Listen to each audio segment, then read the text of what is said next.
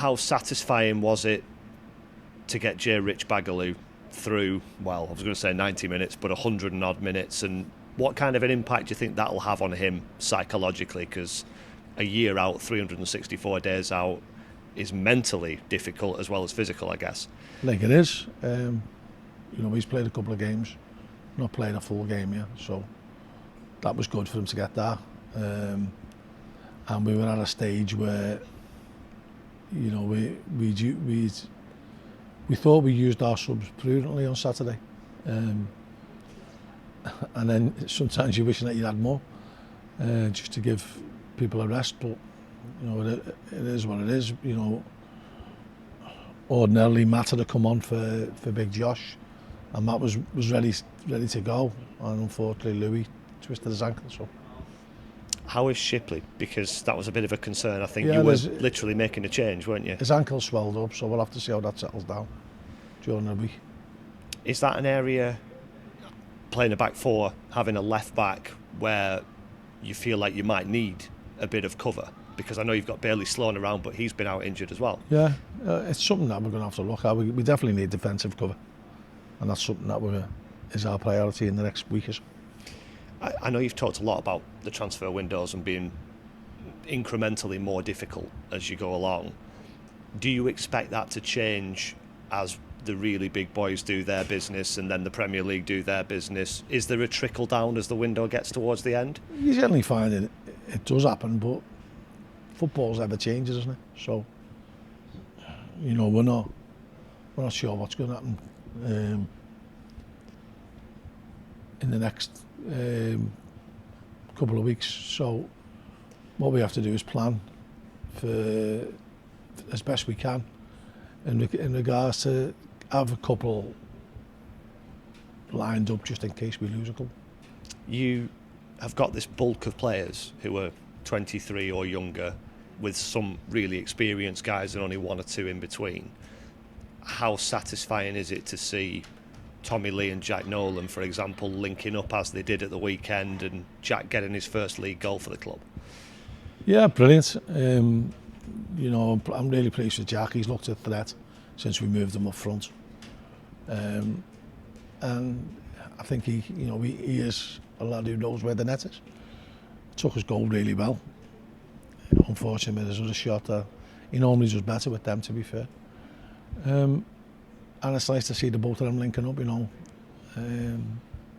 famous housemates together. And I think Tommy was disappointed he couldn't get any active scoring as well.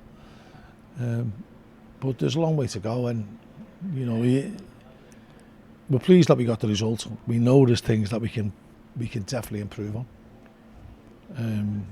And we give them too many chances, I thought, and that's something that we won't get away with all a while. So that's something that we're going to have to address. You talk about Jack and Tommy there having that bond off the pitch. I suppose you know this better than anyone, with yourself and Jimmy Bell playing together, coaching together, managing together. If you've got that relationship off the pitch, does that help on it? I think it does. I think it certainly does, and you get to know each other's personalities, but you also get to know each other's play. And when Tommy's dropped his shoulder there, he knows the run that Jack's going to make. So, that is advantageous. It's all part and parcel of trying to get a win together. So that means attacking with a purpose, but certainly defending with a purpose. I think at times we lost our way a little bit. In the opening minutes we did, and in the opening minutes of the second half we did. So that's something that we're going to have to address. But there was some pleasing football played. We've got to try and build on that as well. It's easy to say, okay, well, we've on a position of strength from winning 3-0, we can then look at our failings. But we've also got to celebrate our achievements, and we did play some really good football on Saturday. We'd like to play more. Obviously, we'd like to play for 90 minutes. It's very rare that you're able to do that in a game of football. But League Two is a different kettle of fish from League One. You mightn't feel it, or people mightn't notice the difference, but there is subtle differences. And I think the players have picked up on that as well. So, we've got to be able to cope with whatever League Two teams throw us. You go into a League Cup tie now against another team from League Two. Both teams, I would imagine, will be thinking about changes. Whether you make them or not remains to be seen. Will you get another bit of sort of acclimatisation for the players and for the staff and for yourself to League Two by playing this game? Because sometimes if you draw a team from your division in a cup tie, it feels like a bit of an anticlimax, I guess. Will this be useful? I think it'd be useful for us, yeah. And again, it's the learning process that we will go through. And there's certain things that you'll get put on you in League Two. You know, we're banging the drum to our players about handling the ball. And when we do handle the ball, we look good. And that's, we've got to try and do it a bit more. And you do that with confidence, really. You know, and you see the fruits of your labour. The one thing you can't fault our players for was effort Saturday. You know, you see them kicking them off the line. You see Sean McConville throwing himself in front of to block it in the second half, which it looks like a certain goal and gets trampled all over. And you know, that's it. You know, you've got Seamus covering 13k plus. You know, that's two of our oldest players. So Sean Bowley coming on and scoring as Ivan Eden, and you know, they've all playing a big part. And something that we've tried to establish this week is that we're all going to be needed at some point, and there's no room for sulking, there's no room for egos. It's going to be all hands to the pump all season, and every result is as important. You know, you can't isolate them and say this is more important than anything else. Every game's important, and we've got to try and get that mentality across to the players. You mentioned those sort of elder statesmen, if you will. I saw Sean Worley after the game on Saturday doing extra weights in the gym because he'd only played whatever he played, 20 odd minutes, 30 minutes, and wanted to be in optimum condition for a League Cup game on Tuesday night. What kind of an example are these 3 or 4 30-somethings setting? Well, they're great, and the thing is that, you know, Sean wants to play every game. Both Seans want to play every game.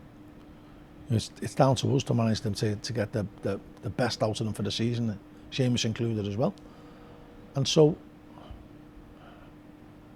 when they don't play, and when they do come on and play a cameo, it's important that they set the standard. You've seen that Saturday. You know, no sulking, coming on and doing a wonderful job. As far as the younger players are concerned, is a League Cup game an opportunity for one or two of those who maybe weren't involved at the weekend to step in and step up and try and ask you some questions team selection wise? That'll be the case, but we'll have to see what the fitness levels are like, certainly the injuries as well. But we've got a squad of players that we're not scared to utilise, and we proved that with the subs we made on Saturday. Opening day games can be weird.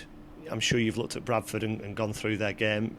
Will you learn anything from that, or is it still too early days, really? Well, you still learn little facets of their game. I'm sure they'll be looking at ours as well, and looking at areas that they think they can exploit.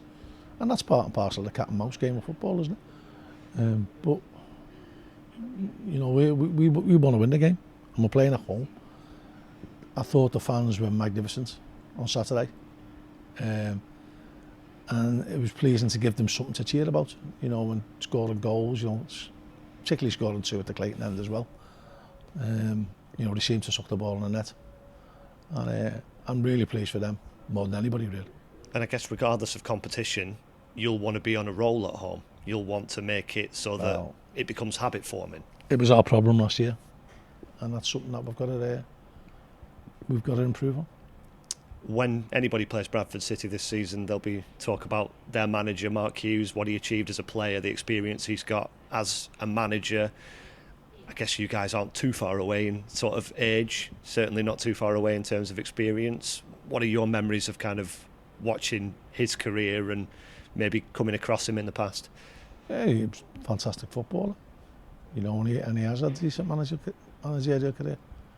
But, you know, it's just another game, isn't it, for us? And, you know, we've been doing it that long now, it seems like it's second nature to us. And, you know, I think that was probably our myself and Jimmy's 25th or 26th opening day of the season. So,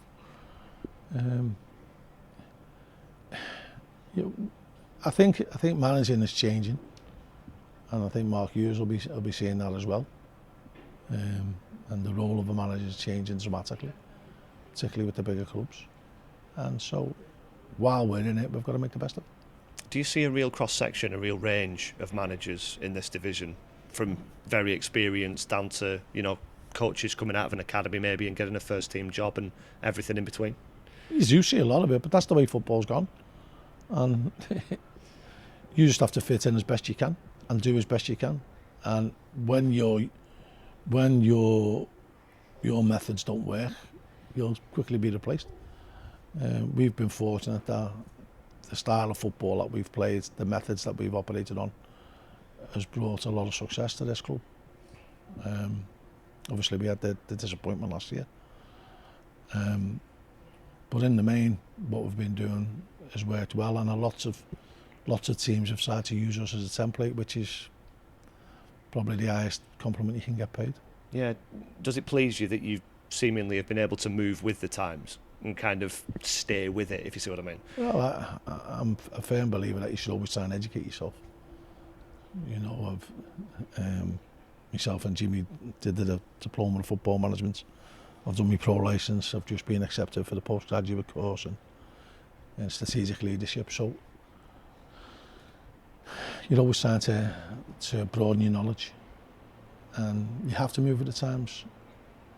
If you think of last year, the teams we were competing with, the facilities they had, and the resources they had, it was a different postcode.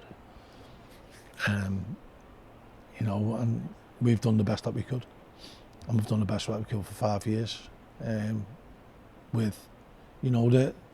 we can't magic another 12,000 fans. We're delighted with the home fans that come, because the atmosphere they create here, they're brilliant. They've stood by us through thick and thin.